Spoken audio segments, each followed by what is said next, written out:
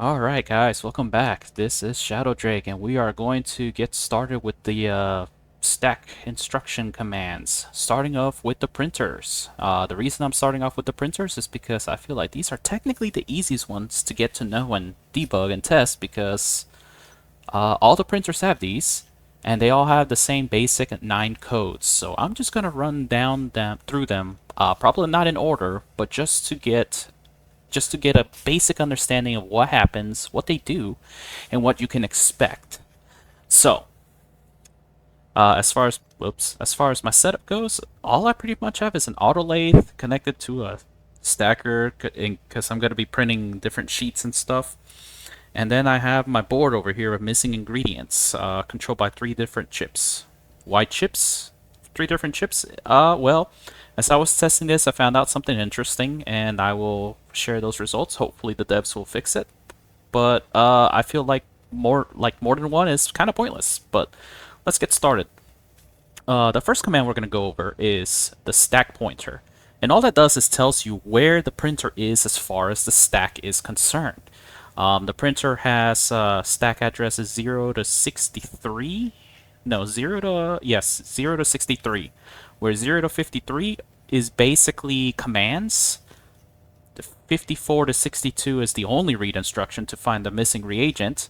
And 63 basically just tells you where the printer is at. So I did cover in the previous video how to generate and deconstruct stack commands. I did not have an in-game example, so I will probably do the constructing and deconstructing in this video just to kind of show a game example. Now I've already pre-configured the commands, so my chip is going to be fairly simple. My printer is at D0. My console to display the stack pointer is at D1. This is just my alias, and then I have a mask, and this mask relates to the fact that the information I want is from bits 8 to 23. And if you saw the previous video, you know that basically I like to work in hexadecimal for this. This 0 is for bits 0 to 3, this 0 is for bits 4 to 7, and these bits are basically the ones that I want, 8 through 23. Remember, hexadecimal is 4 binary bits, and thankfully the devs have constructed these commands in such a way that they are grouped in pairings of 4 or 8. I can't remember if the medium dish has something different, but most of the times it's going to be 8. So that's 2 hexadecimal digits, and recall that hexadecimal F is the same thing as binary 1111. And so that's what my mask is for. I'm going to be using that mask of 1 in addition to my AND instruction to make sure that the only data I get is the index. And so that operator code is a 1, and so this basically is the code. We're getting whatever the printer is saying at 63. Remember, 63 is the address I need, and it's going to be writing to R0. And then just for giggles, we're going to write the setting to R0 for the chip so that we can kind of see it going. And then finally, to get my stack pointer, I AND it with the mask, gets only the stack pointer data. And then I have to bit shift it right 8 times so that I have a nice clean decimal. And the reason I use 8 is because the stack pointer says that this is from bits 8 through 23. If this was in 24, I would be shifting it right 24. Really, these numbers are the primary ones you're going to be using for bit shifting. So shift it only 8, and then I will set my console basically the pointer. So that is what I have. Auto lathe pointer in here on. So right off the bat, you see the number on the housing is what I'm getting from the printer. And the number displayed over here is basically my data. And we're already going to see that the printer is kind of cycling backwards through this data. This is going to probably change a little bit as we give it commands. So now, this chip already has most of my commands pre-configured. So first of all, we're just going to tell this printer to print some steel sheets. Well, actually, hold on. Before I get to that, just to stop the annoying beeping. let's see what commands we have.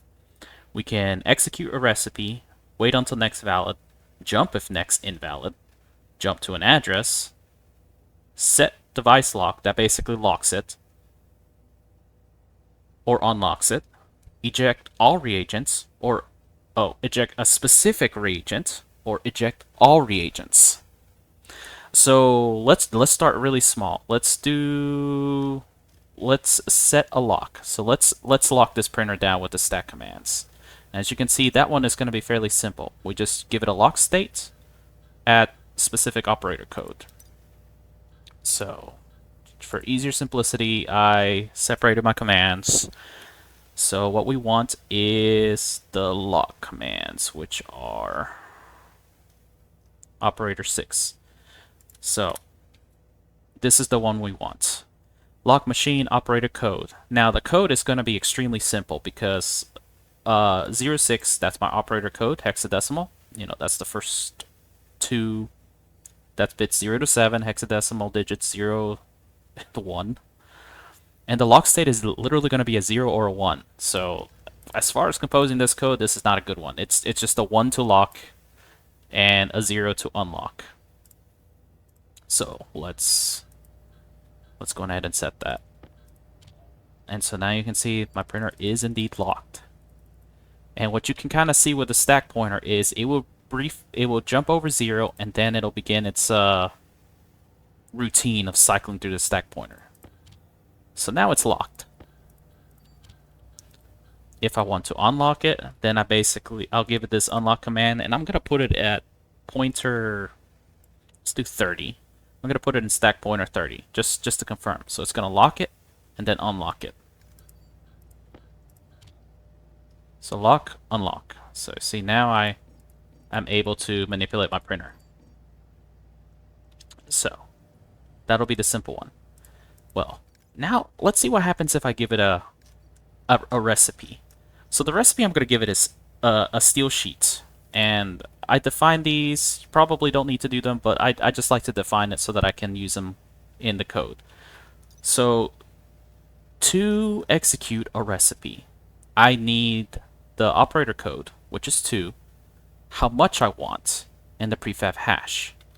So the prefab hash for steel sheets is 38555.961, and that is what I put in here. 38555.961. You know, just a simple copy, paste. You know, that's all it is. So, and I define the reinforced wall, stellite glass, and an electronics printer, and stellite reagent. This isn't a constantly running code, so the very first thing I do is clear the auto lathe. And so if I want to not send any stack commands, I comment out the put instructions. So let me go over how to do the steel sheets. So this is basically how it configures it. I move the steel sheet hash to the materials register, and then I bit shift it left 16 times. Why 16 times? That is because the prefab hash is on bit 16 to 47. So left 16 times. Fairly simple. Now this is how many quantity I have. So let's just give it a nice clean number of 10. So we're going to want to print 10 steel sheets. And then I have to bit shift this number 8 times. Again, 8 because that's where it lands in the recipe. And then at the end, I add the operator code of 2. Now I could do printer instruction dot execute recipe. And it is indeed case sensitive. Printer. I could do that. That should equate to a 2. So, but I'm going to put it right there. And then I am going to put this in stack pointer 6. Now, right now I don't have anything inside the printer itself. So let's see what that does. It should lock the printer because I still have lock on. Go to steel sheets and then basically not do anything. It should unlock itself because I don't have anything else going. So it'll lock, go to steel sheets, unlock, and then the stack pointer is going to be doing something wiggy because it's still trying to print out those steel sheets, but I don't have anything in the auto lathe. So let's see. So it locks, and now it unlocks. And you see that the printer is cycling between 6 and 7. So it's still trying to print those steel sheets. And it's still trying to take over for building the steel sheets. And it won't do that, and I'm not seeing anything because, of course, I need a different instruction to see what's missing. If I were to put the steel bar in there, you'll see it'll begin printing. If I cycle it, looks like it'll remember that and go right back to the steel sheets. So that's something good. That's something I haven't fully tested out and vetted this system. So it's good to know that it'll go back. Now the question is, will it print 10 exactly after I messed with it? The answer is indeed yes. It printed out 10 steel sheets exactly. So I'll just put them in this corner for now. Alright, so that's the printer instruction. I'll go ahead and comment that out. But now, I'm sure you're wondering about how do I know when something is missing? Well, oops. To find out when something is missing from the printer instruction, we need to do the wait until next valid code. So let's go ahead and get that set up. So we'll keep the steel sheet at 6. And operator code 3, wait until valid. I have some codes here just in case. I'm going to go ahead and put it on the 1. It should still work fine. So we'll have that.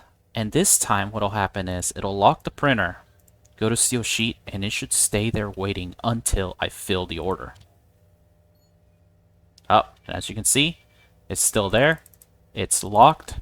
It's basically, I can't do anything with it. And you can see in my missing ingredients, it now tells me I'm missing 5 steel sheets, 5 steel ingots.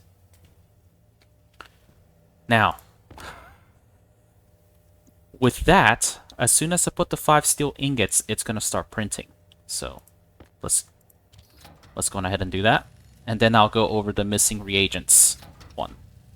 Oh, I should have told it to print less. You know what? Let's go over the missing reagents while that's printing.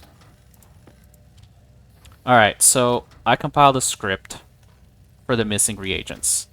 And it uses the stack to look for the reagent, and then using that it'll find the ingot that it needs. So just like the other one,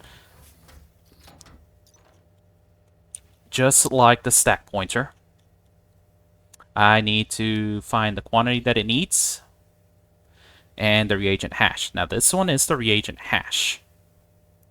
That's why I'm using the stack. So I have the ingot and the reagent. Ingot, reagent. So just to show you, if I look for iron, probably shouldn't have done iron. Where is iron reagent? It's a -6667. -6667. Iron ingot, -1301.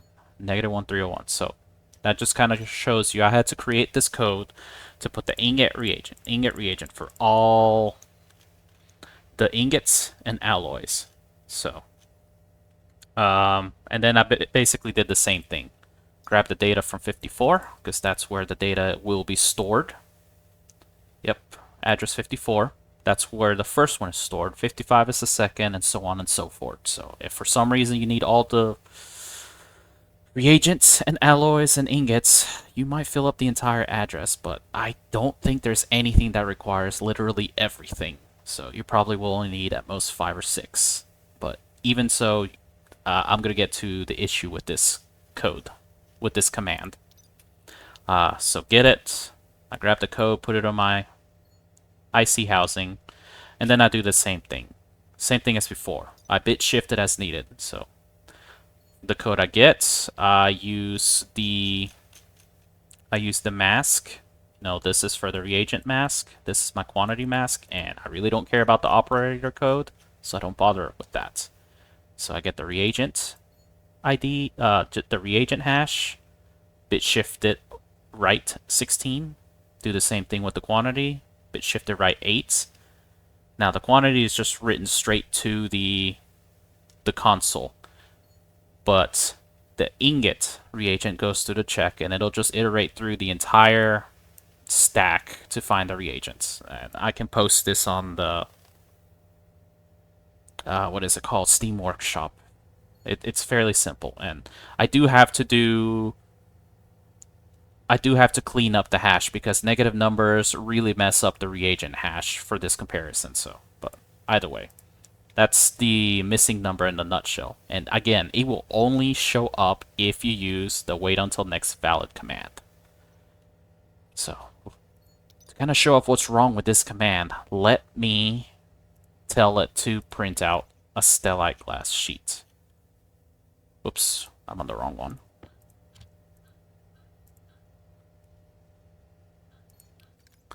So, wait until valid. Comment this out, because I don't want the steel sheets. Let's do a stellite glass sheet. Now, stellite glass sheet needs both silicon and... Oh, wait, hold on. I just wanted to print out 1. I don't want it to print out 4. Print 1. So, stellite glass sheet needs both silicon and stellite. Now, this is the issue I found with this. So, while I can display all the missing ingredients, the problem with that is it does not update the stack read data dynamically. So, what I mean is, if I were to put the stellite in, this does not clear. It still acts like I'm missing the stellite, even though I literally just put 400 grams of stellite. If I add the silicon in there, it'll print because it's happy.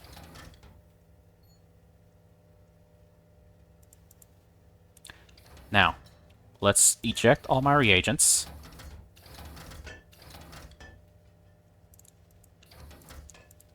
And let's requeue that order. Alright, now here's the other thing. The interesting thing though is Missing Reagent 1 does update. If I were to load the silicon first, there you go. Now it's saying I'm still missing the stellite. So you can technically just pull the first missing ingredient and fill it one at a time until you literally satisfy everything. Because I'm still, quote, missing a stellite in the second one. That did not get cleared. There it goes. Alright. In the box you go. So that's the problem that I have with the reagent hash reader. Only the first one is kind of worthwhile to you. The others are probably more of a, hey, you should probably add these to the printer type thing. But the first one will always be true. It'll always show you something that's missing. I hope the devs fix that, because it would be really nice if it actually kept fixing it as you added stuff. Alright, so I got the stellite glass. Let's take a quick detour to the eject all reagents. That one's fairly simple. Just eject everything. So eject all reagents. I'm gonna leave it in 42. Right now we have both silicon and stellite. So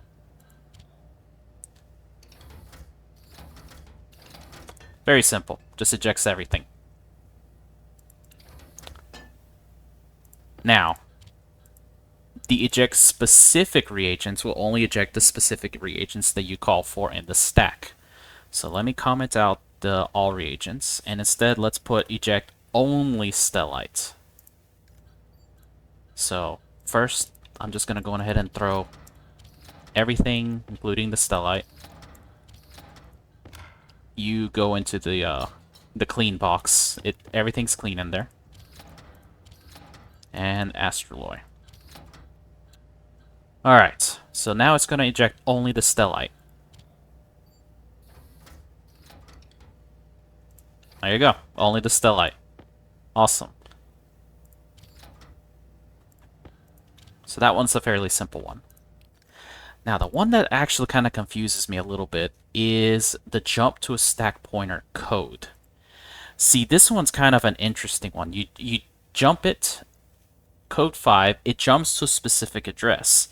And the only reason I would think that it would do something like that is if you really want to automate some kind of code in such a way that you want to jump around with the recipes. And I'm not entirely sure of a use case for this, to be honest.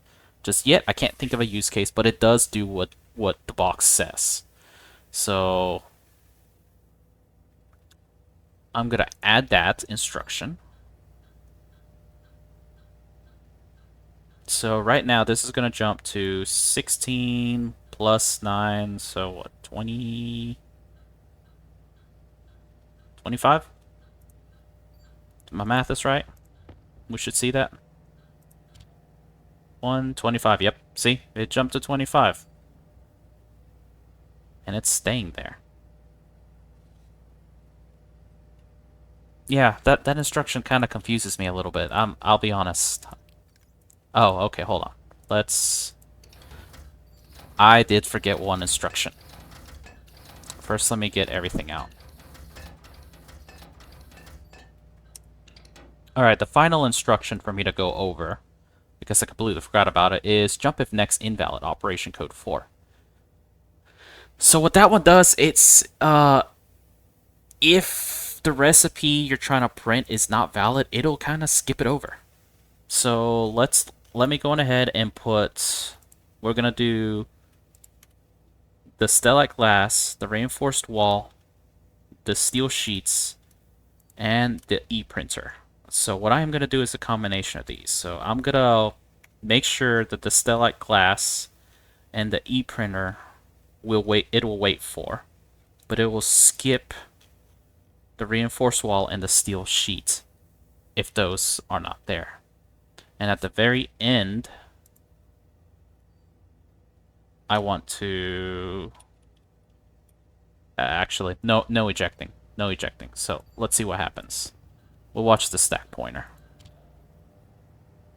So, because I told it to wait for the stellite glass, I need to get my stellite and silicon in there. So, it's going to do its one. Reinforced wall.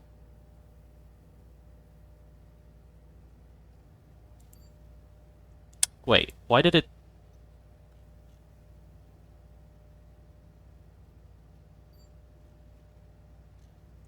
It should be skipping that. Reinforced wall. 4, 6. Huh.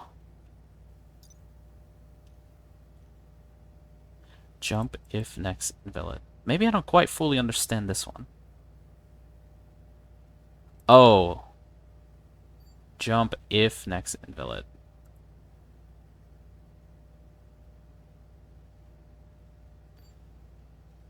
Yeah, I've messed up on that one. I'm telling it to jump to 0 if invalid, so in a sense I kind of got it stuck. I completely forgot a very important part of the code. I literally left the stack address off, so... Jump to... Tell it to jump to 5, tell it to jump to 7 right there. So, that'll be 3, that'll be 9. Okay. That's what happened. Okay, let's redo that. It helps if you actually build the code correctly. 3, 5, 7. Haha.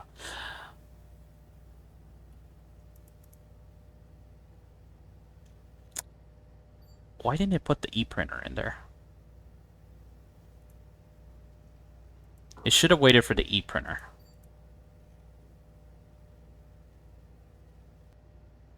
Oh, this is why.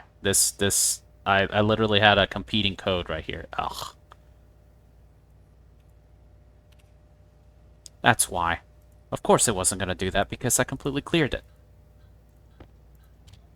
Yeah, there it is. There's the EPrinter, what it's missing. Okay, guys, see, this is why you kind of debug some stuff and little things like that. Get in there. So, what have we learned? So, in total,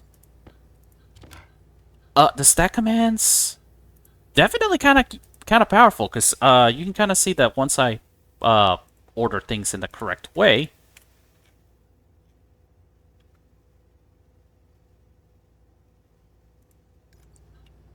Let's do that.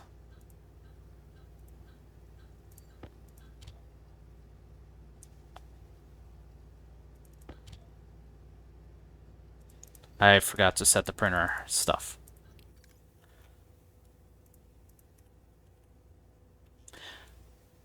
Yeah. Composing the code is probably not the hard part. Making sure that the things work correctly is probably the next harder part, to be honest. But the way I have... I did it again. I forgot to tell it to only print one steel sheet.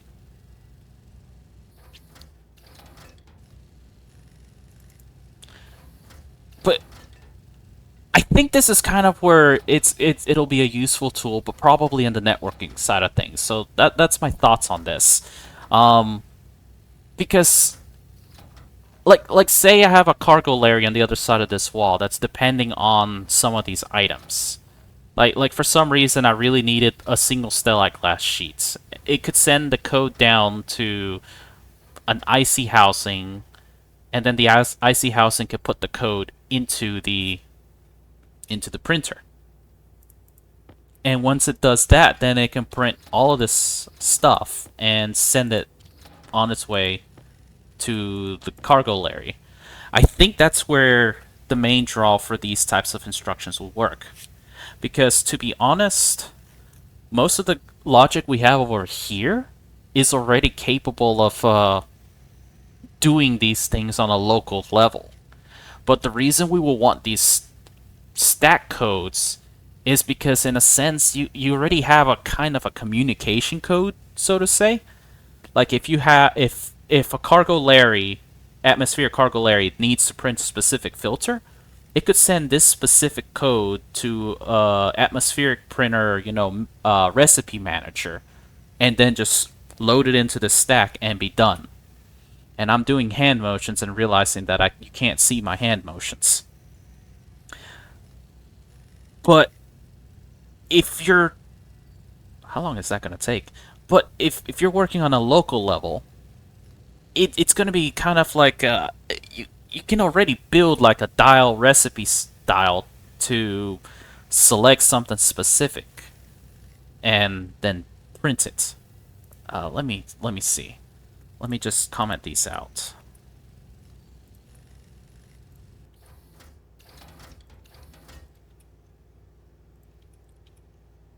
Comment these out. Let's make sure it's all commented out. Because recipe hatch, yeah, so if you set D0 recipe hash and do steel sheet,